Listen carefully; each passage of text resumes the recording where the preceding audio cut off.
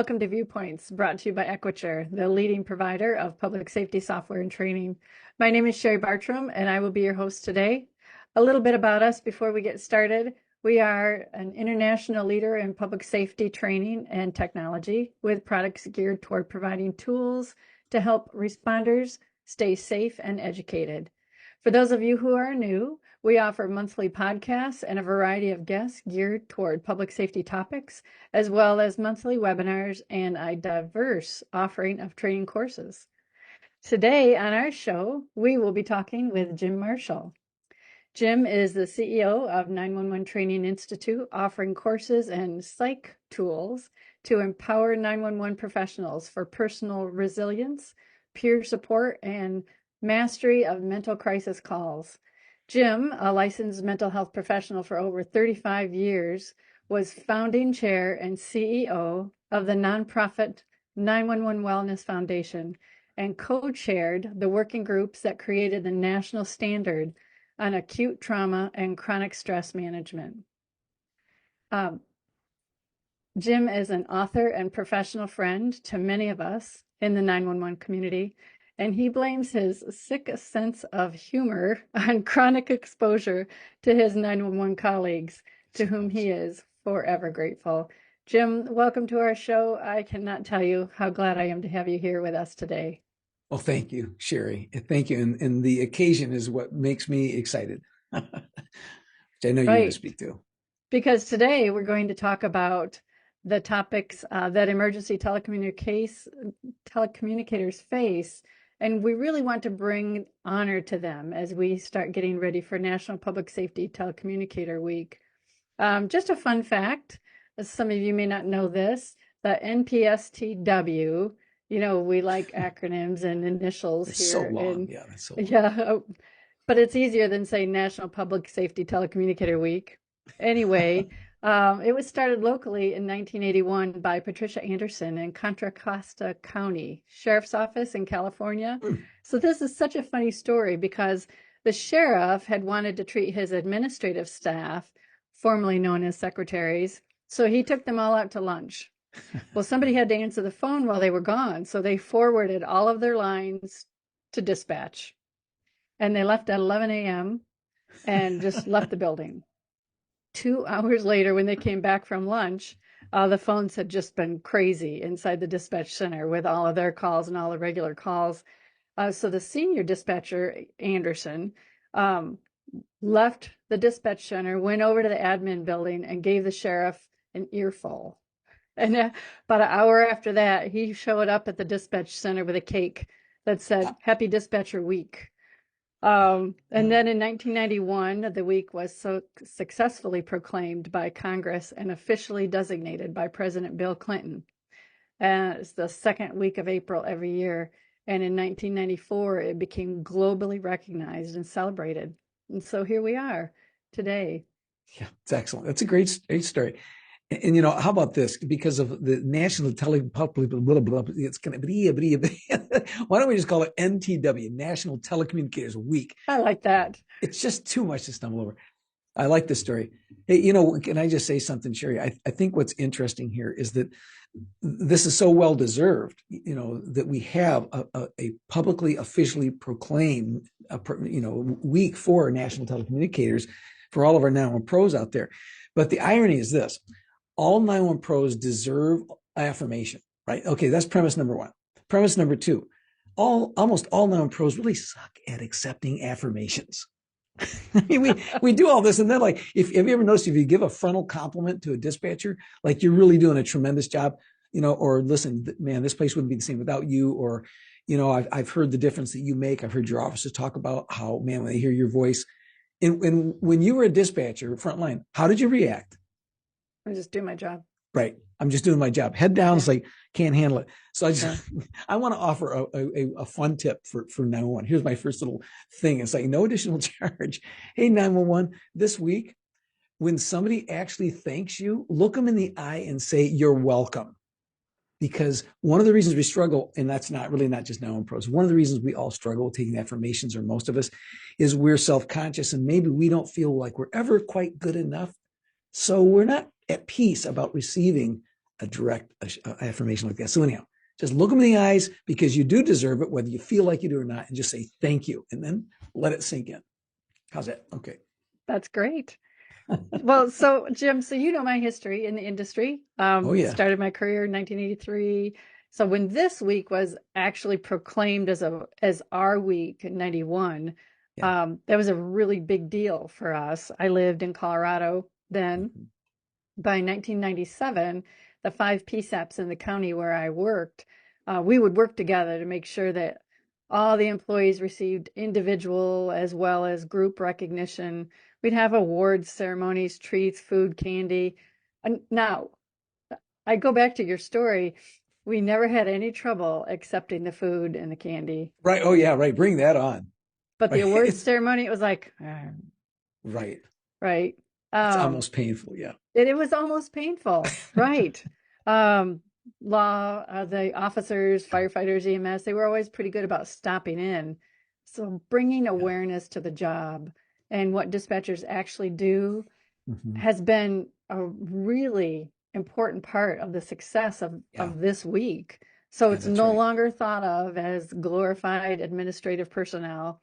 Um, and Right. that's fantastic. So I wonder, since your involvement started with the 911 family, Yeah. what does the week mean for you? Hmm. Well, so this is interesting.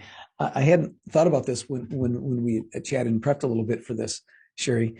But I remember getting a call from Jim Lake, director at Charleston County. A lot of folks know Jim. He's a real servant-hearted leader in our industry. In our profession, I should say ours. I'm the adopted step uncle in the weird role, like a psychology guy. But I remember I got a call from him, and it was 2011, and he said, "Hey, we want you to come to Charleston to help us celebrate National Telecommunicators Week." And you notice I'm just cutting it to NTW, right?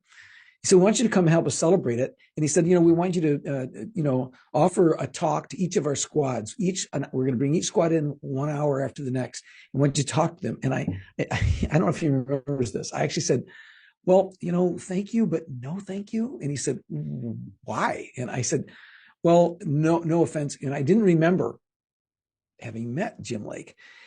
But I said, no offense, but here's the problem. If we're only celebrating National Telecommunicators Week with the cake and the balloons, but we're not invested throughout the year in supporting their well-being strategically, then it can feel to them more like insult than a true empowerment in celebration of their value. And he went, no, man, don't you remember, Jim? We were together at a NINA conference, like 3 sessions in a row that I had facilitated on what is the impact of 911 psychological and dispatchers? How does it impact their families? What should we do about it? He said, "I'm all in. We're going to be going after as much funding as we can to support our people. And we want you to help inspire our folks as we launch that." And I was like, "I'm so sorry. I forgot. I'm there. I'll be there. Tell me what you want me to do." So, to me, what does it mean? It is not the time when leaders remember that they need to remember and then celebrate. I think about the way the best leaders in the country are celebrating NTW and helping support that celebration for all of their people, is that throughout the year, every day, they're grateful for them. It's not that we are over indulgent and over affirming and being phony about this, but they're invested in their people. They evidence that every week by the way they support them, the way that they provide the resources that they need, the way they design life in the center the best that they can. And they're thinking ahead of time about this year, what really matters, what do we really do? So what does it mean to me? It's an opportunity to bring together gratitude that we have through all the other 51 weeks of the year and offer messaging in a lot of different forms that can reach the heart of the noun professional. And that's why I was teasing about look them in the face and say thank you, because I think a lot of the effort that you're making, that your peers are making, that your leaders are making, that needs to soak in. That really needs to soak in. So it's a time for noun pros to receive deeply what they deserve as affirmation. Oh, I love that. And I agree. I agree with that. When I was a brand new supervisor, just promoted, one of my friends, Yeah. former peer, now subordinate, which, that's always an awkward transition for new supervisors anyway. Yeah, She for comes sure. up to me and she says, "Hey, Sherry, congratulations. We're so excited you're our new supervisor. 2 things. I said, "Oh, okay." She says, "Don't ever forget where you came from Yeah. and bring us candy every week." That's a great statement. Yeah, Well, if you remember number one, you won't forget number two, right? Because like you're going to be making sure that they get the same stuff you always wanted. And we won't even talk about, food and all that right now. But I do wonder, it would be really interesting, Sherry, to do a survey somehow of what's the main fare for NTW this year at your center? What are they offering? What kind of food is coming in there? It'd be really fun to see what that would shows be up. fun. Right. I know they just get inundated with food, many of them. Um, Yeah. but well, we'll get into that a little bit later. But so many situations, and I'm sure you're aware of those as well. Yeah. The telecommunicators, those first responders, have been the calming voice that have really made the difference. And they still, I was just doing my job. I remember an officer involved shooting that occurred in a center that I was working at on the day that I was working. And one of the officers who had been injured called 911, and he credits the dispatcher who answered that phone call in helping save his life because the dispatcher kept him calm, Yep. kept him on the phone, Right. calm voice. It's okay. Mm. We got people coming. We got people coming. Um, and Mm. even Yeah. after that was over and the officer had recovered, uh, and I thanked him. You saved my life. And Yeah. even then, he was like, I was just doing my job. I Right. just want to be there. He still had Yeah. trouble saying Yeah. thank you. Well, But yeah, two things about that. The first one is I really do think that this is a good opportunity to, this is a private exercise for people. And it's like, oh, Marshall, there he goes getting deep again. Like, well, okay, that's the way I roll. But, the question would be, if we acknowledge that it is hard for us to accept affirmations, this is a week to practice receiving those. And I really do think for many of us, we're a lot harder on ourselves than we are on anybody else, even if they think we are quite hard on them. And we tend to try to motivate ourselves with self-criticism, rather than with acknowledgement of what we've done well. It's almost like we're afraid if we give ourselves a break, if we kind of soak in some of the assurance that we need, we'll get lazy or we'll miss something. It's almost as if too much affirmation might make us less situationally aware. Like we always have to be looking for the next thing and making sure we don't make any mistakes because of the second to second life at the console. And so I think it'd be really good for folks to intentionally practice being mindful when people in different forms, in cards, with presentations, with words of affirmation, when they come to you as a now pro, to really make the effort to soak that in. And if there's a voice inside that says, I don't deserve it, just notice it. You can't make that change overnight, but notice that voice and say, I still choose to receive this. Right. Just a small mental exercise. right. And I think, Jim, listening to you, I think even some people, if they feel perhaps like if they accept that Right. and say thank you, I Yeah. appreciate it. Oh, well, I don't want people to think that I'm, arrogant. Right. They Right. Right. Yeah. have Thank you. Of this, course I'm doing great. right, instead of just, accepting it. They have this skewed thought process Right. that we all have, right? We all Yeah. have that tendency to have that. Yeah. So, yeah, that's a good exercise to just say. Yeah, yeah, I think so. And here's the other thing that occurred to me when you were sharing that about what the field responder said regarding the power of the dispatcher in helping save his life. So here's an interesting thought. What do we celebrate on NTW? Well, let's be really substantive about this. Specifically, what I celebrate just as a family member of those whose lives have been in peril and where we've been all vulnerable, waiting for 911 to, get the people there. But 911's, our peers were on the phone helping my family members. I mean, literally in life and death circumstances, which I won't go into, but we had a family member who for years was in and out of life and death. And so many times we were there and I could hear the voice of the telecommunicator. And it's like, this is personal on so many levels. But here's what I'm getting at. Here's something that we can celebrate and that I want to encourage our peers, our now family members to celebrate. Recognizing that each time you lean in on that call, you turn toward the caller, and in your dispatch, you're leaning in to provide the very best information you can. you are priming the mindset of your field responders. You are readying them for the hardship they face. And in a way, we could say, yeah, everybody already knows, yeah, that we influence, them. We've heard that. You were the voice that, but wait, let's not trivialize this. The reality is that the way that you're conveying your concern and your respect for the caller and for the caller's information as you and your concern and support for the field responder and the steadiness of all of that, you really are hugely impacting the way that they will be able to, this is going to sound weird, but the way they can manage their own psychophysiology. If they're jacked up on hormones, in stress hormones, and they're not managing that, then they are more apt to make mistakes or not be able to think as clearly. And when that voice, that dispatcher voice, male or female, we, he, she, or they, any that 911 pro, when you are being the best of yourself, that definitely makes a difference, not just like in a thought, but throughout the field responder in terms of priming them. That is a huge thing to celebrate at NTW. It is. It is. Do you have any heroic events that you've heard of where dispatchers have done that? Oh, well, I think a lot of them that you can share. Well, I think about it depends on which kind of events we're looking at. You've got mass casualty events, you've got big high impact events. I think back, if we're going to look at that level, but then we need to look at the everyday heroics of this, right? And I think it'd be fun to contrast those, so that we're not, and that's not your intent, but it's kind of like, well, I made a difference or I'm significant because I was a part of this event, and then it becomes a class, and then it becomes a feature story or something. But I do remember being with Marine Will, who was the director of the Center Newtown in where the Sandy Hook mass casualty, the Sandy Hook school shooting occurred, and she had come to Michigan, and they asked her to present during the first half of the day. You might have been there, Sherry. I was there. You remember that? I do. Okay, so this will be very interesting.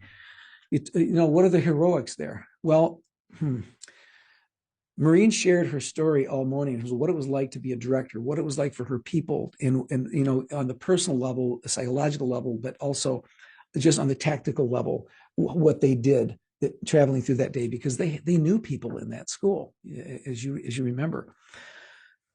Then when she finished, they had asked me to spend the second half of the day helping you directors to process what it was like to hear her story, and then how then shall we proceed in light of the awareness of this in building out our process for coming alongside your people after they have, like Marines people, been through such a horrific event. How do we come alongside them after to support them? And that is what I did. But when she finished, she took her jump drive and she walked over to me. She knew I was up next. She put it in my hand and she said, "Here you go, Jim. I'm done presenting this. You can have it."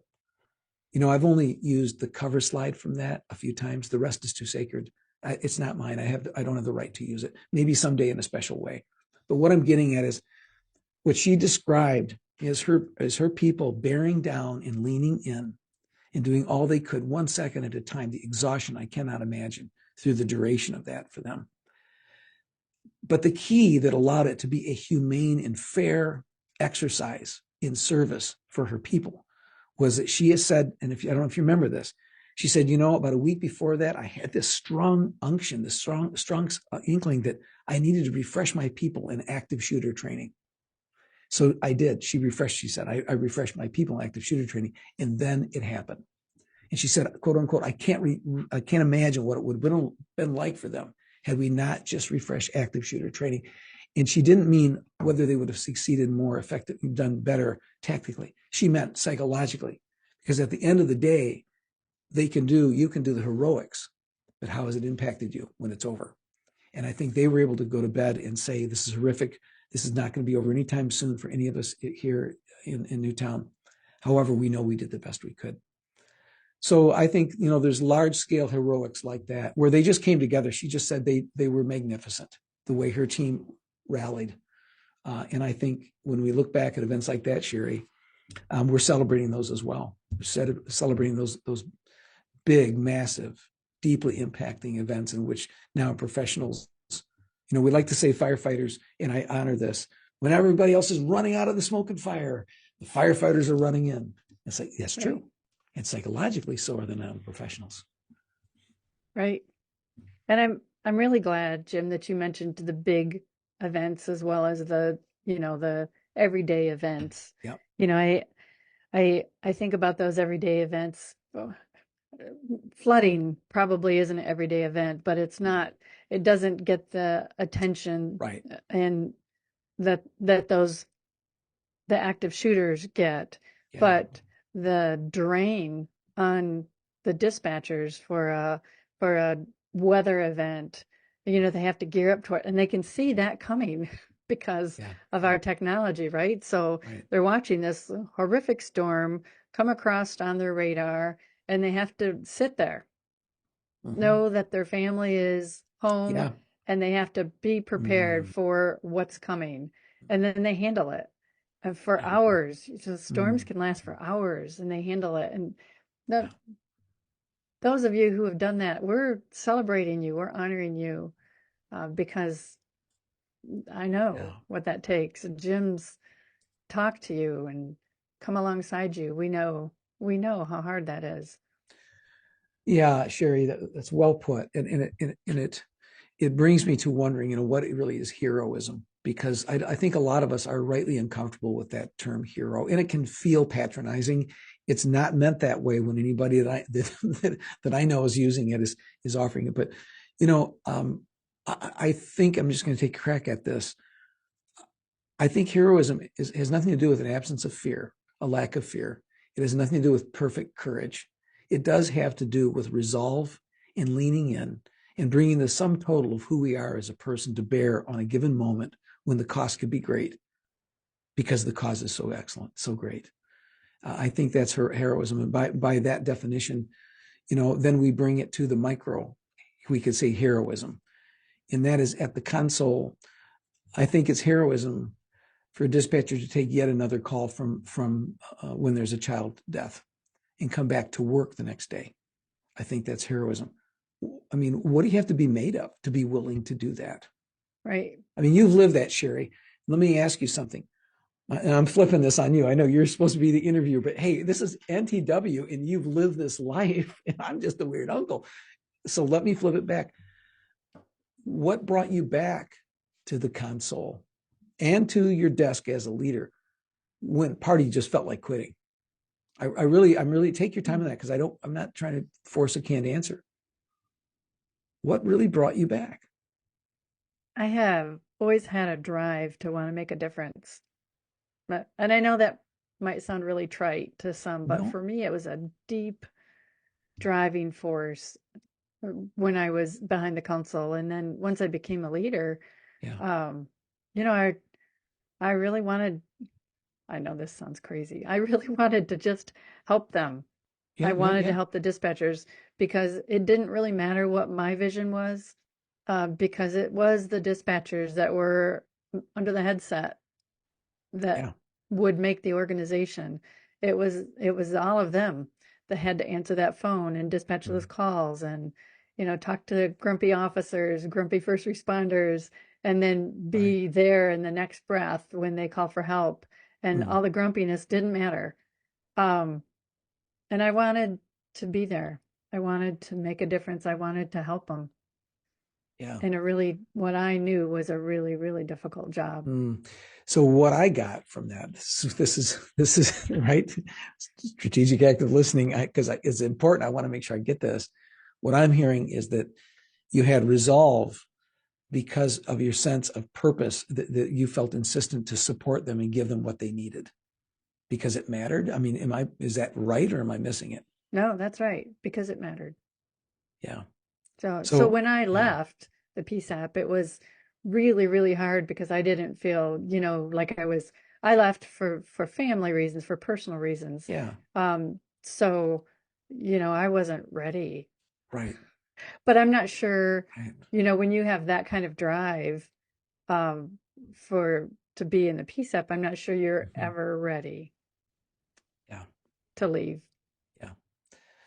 Well, and you carry it with you. It doesn't mean that your identity is 911. That's right. When Ricardo created pound I am 911, he didn't mean your whole identity should be your job, but it was about recognizing the unique um, power and significance of that role. And I can see if you've embodied that role for many years, it's hard to walk away from that because the purpose, sense of purpose is so great. Right. And I think for other dispatchers who, might find themselves in that position, they're like, "Oh gosh, I love this job." But Yeah. so when you see Jim, personnel, dispatchers, line level leaders, no matter where they are Yeah. on the spectrum, where they are in their careers, um, Hmm. that have succeeded in managing really awful situations, what Yeah. what kind of what do they have in common that have helped them through that? That's an interesting question. I think we can tend to answer that question in terms of personal attributes, but I'd like to suggest that the first attribute is support. It's collective. It's the collective we that is being practiced the best they can every day. I mean, let's face it. If anybody spend any time at comm center, there are days when people are just trying to drag their feet to survive. They're still doing their very best at the console, but you don't necessarily always feel esprit de corps, the one for all and the all for one. And I mean, this, often the morale is the best in the moments when there's the most crisis, right? When the calls are the worst is when you watch this consolidation of heart and spirit just come together to serve, right? Well, then everything else in terms of exhaustion and all of our problems and our differences, they can kind of compromise um, the morale of the center. But I think when comm center members, when squads have consistently excelled in ways that day after day produce kind of heralded heroics in the line of duty there, I believe they're doing it because they have learned to grow up together. They've ascended together to a standard of care that they're resolved to deliver. And I think there's the heart is energized by excellence in the line of duty when you're making a difference. So I think that to the extent that they have elevated each other, and they've basically, whether they ever put it into beautiful words or not, it's pretty much almost a sense of this is who we are, this is what we do, and let's go. And I think that's a huge factor. And I'll bet you've got thoughts about that, Sherry. I can see your gears turning. I do because when there's nothing as cool as watching a team come together, no matter how busy they are, Yeah. watching. And when it's busy, or when, like I said, when a storm comes in, or when you have a big event, I've been in the center when that's happened, and you have to Yeah. tell people to go Mm, home mm, because, yeah. you know, they just start showing up, and that sense of team is Right. really pretty amazing. I don't I don't know of any other profession that you see that.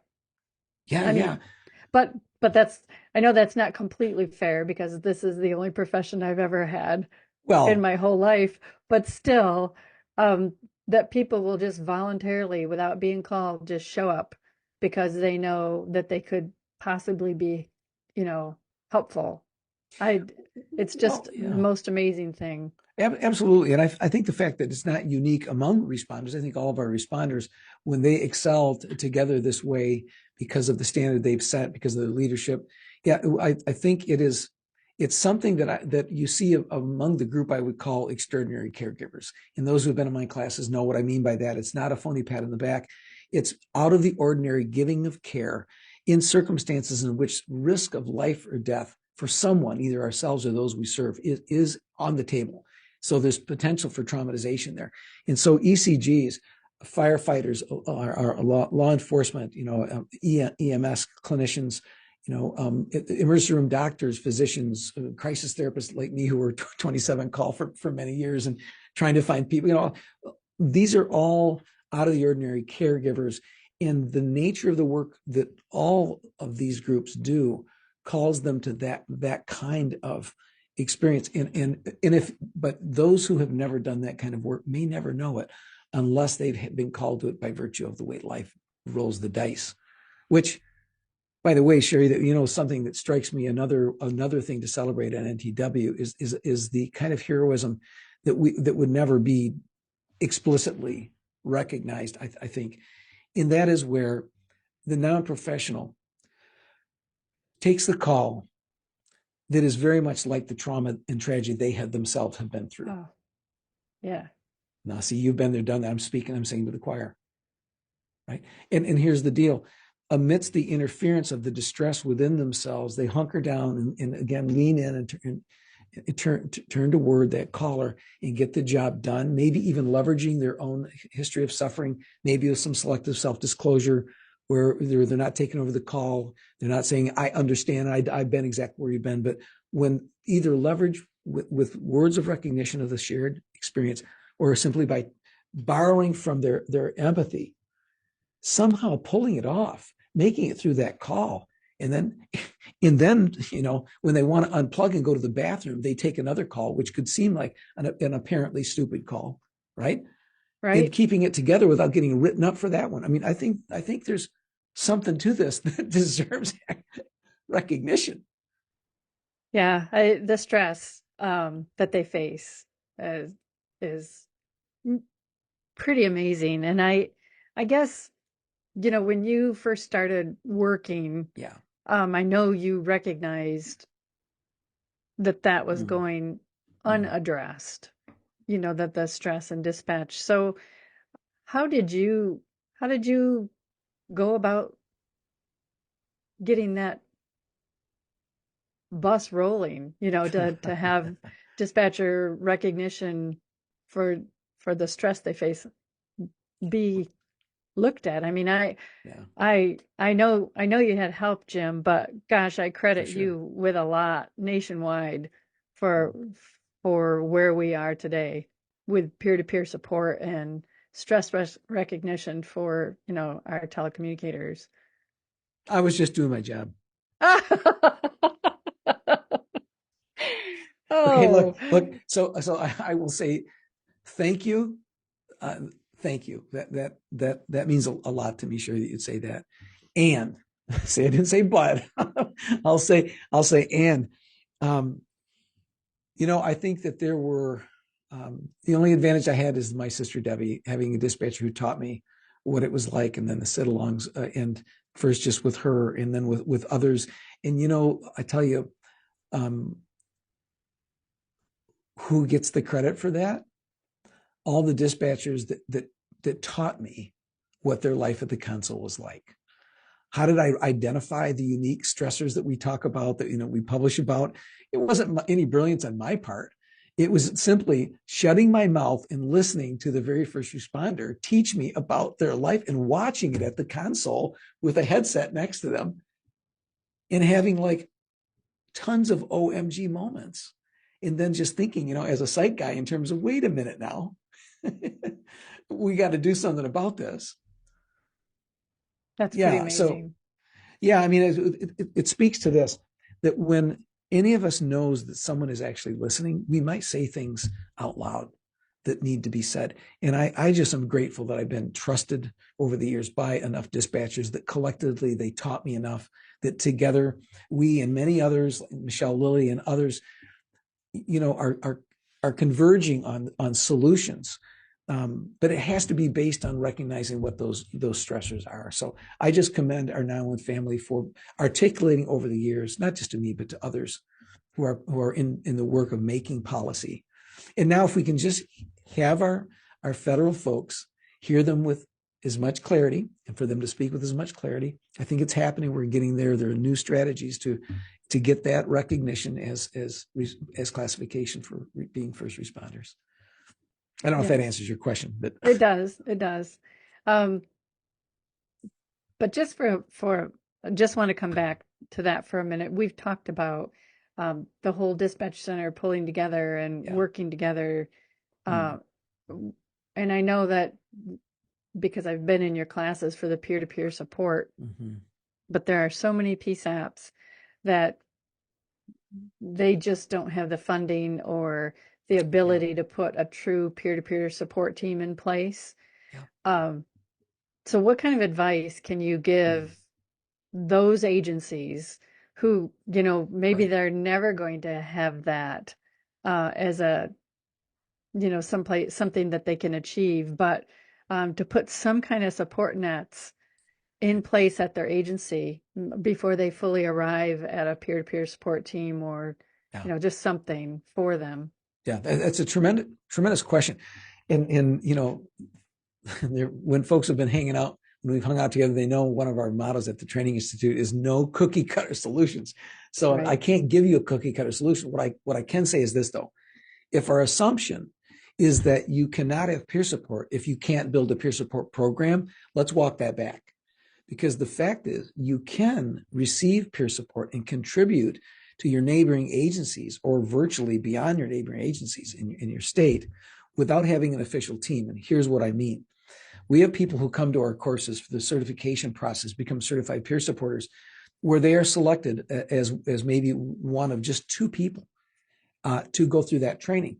Why? Well, because if the stat is still accurate, about 70% of our ECCs in the country are in rural areas. What does that mean? I mean, Newtown, they had 9 employees at the time when Sandy Hook took place, right? That's what I recall, total. So what does this mean? Well, mutual aid. We are having an upsurge of team development, peer support teams, peer-to-peer, we call them peer support teams, the same thing. Throughout the country, these are being built at an increasingly rapid rate, which is highly encouraging. The calls we're getting are increasing significantly. So teams are being built around the country. How does that apply to your question? That means there's more teams potentially to provide mutual aid to those smaller centers who can't build a full peer support team. But also, if one or two members meet the qualifications, and we define qualifications for peer supporters, so you have to be very careful, right? So that the integrity, the trustworthiness, and the skills are there, in the heart of, in a sense of calling to be a peer supporter is there. But what if you have just 2 people from your team of 10? Well, then you can offer support to your neighbors, and your people also can seek support from those neighbors as well. So I think mutual aid is the way to go with that. And, we'd have to have more time to unpack what that can look like, because the design of teams depends on, the needs of the agency. Right. Yeah. Thank you. You're welcome. So I have one last question. So I'm going to preface this by saying that I know that you have seen, and I've seen a lot of telecommunicators honored during this week. And of course, it would be our wish for our audience, our hope that you are honoring your telecommunicators all year round and not just on this week, kind of like Mother's Day and Father's Day, right? You want to honor your mother and your father all year round and not just on one day, Right.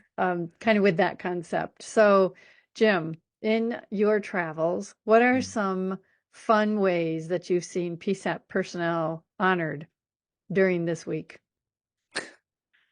This would be great for a write-in, because there's so many great, and I think zaniness, leveraging sick 911 humor, where nobody's going to get busted for it. The public might not understand it, and where it's not about mocking, harassing anybody in some serious way. But I think, there's a lot of celebration with themes, agencies voting on different themes that they want to use for NTW. So one agency, I'm trying to remember, it was like everybody did Star Trek, and some people were like, I hate Star Trek. Oh, fine, then make your outfit rebel against, Star Trek or Captain Kirk or whatever. Make yourself Captain Kirk with your hair on fire. We don't care. But so it's where they leverage the humor that helps keep 911 afloat, that sick humor, and they embed that in the celebration, because celebration in part is being able to take a deep breath, stop for a moment and go, yeah, you know what, dang it, this ain't all bad. There's a lot that's good to this. And part of what's good to this is the fact that we can be really ridiculous together. We haven't lost our sense of humor.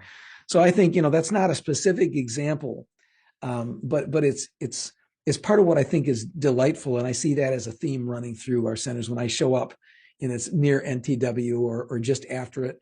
I love it when there's a lot of cool things. I mean, at one center, and they do this all year round, but they have a board, and I think this is increasingly a common thing out there, but they have a board where there are different categories of affirmations in messages, so that when you walk by, If you're discouraged, they've got encouragements. It's not meant to be cookie cutter. They're beautiful statements, and they're truthful.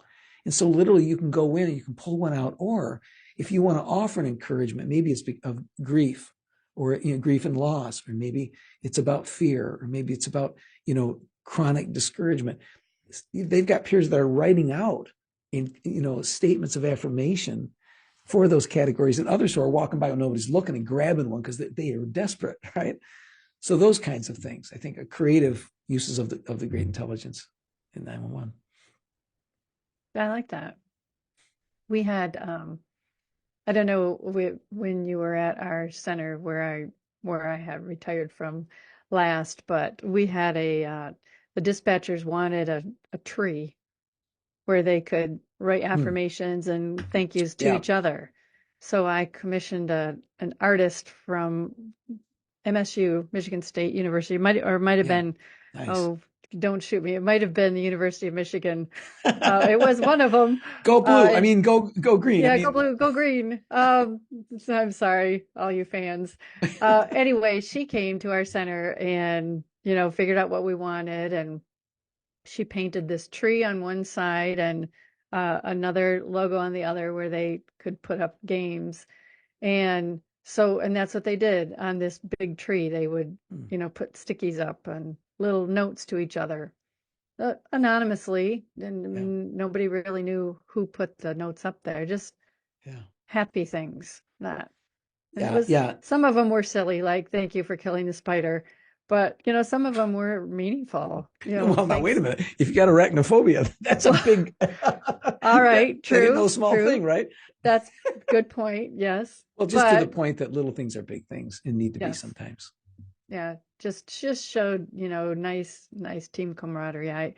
That was 2.5 years ago now. I don't know where that's at now, but it was a fun thing. Well, look, I'm going to embarrass you for a minute here, and the fact that you are retired from the ECC life, that the public safety answering point, your role there. You're still serving 911. Look at that. You just couldn't get away, could you? So it's like, that was a rhetorical question. But I just want to say this. It's not too late to look back and thank somebody for service already completed. So Sherry, I just want to say your work, I remember being there in a public hall. Maybe this will be something for another time on a podcast, but where you had your people and you showed up with heartfelt letters, each of them having written letters, and you having written a letter yourself, and you stood there amidst incredible heat where your agency was in peril, and you defended your agency, you defended your people, and you lived through an incredible experience where 911, while it shouldn't have to defend itself when it's already doing excellent work, defended itself. And I believe the outcome was that your leaders in your community's government had their eyes opened to another level of what non-professionals really are and what they do in the community. So I've personally witnessed you as a leader rallying your team, not against anyone, but to educate leaders in your community who would have made very bad decisions had you not done so. And as a result of that, the legitimacy in the role of your agency was fortified and secured for years to come. And so I just want to thank you. That was just an example of what I saw as a head down discipline and a deep love for your career. So thank you for your service. And that was not planned. So thank you, Jim. You said thank you. Good job. I did. That was a rough patch, but I appreciate that you were there, and that's probably for another time. Yep. But I will always remember our dispatchers coming together for that event. One of the most profound experiences in my career with 911. So anyhow, thank you. This has been fun. It has been fun. It has been fun. Thank you for joining us. And for all of our audience, public safety audience, 911 is your telecommunicator week, second week of April. We appreciate you. We admire you. You have a hard job, but remember to take care of you. You have to take care of yourself so that you can continue doing a job that will bring you so many rewards throughout your lifetime. So thank you again for joining us, Jim. Thank you, audience. Thank you, everybody. Have a fantastic day. Bye. See ya.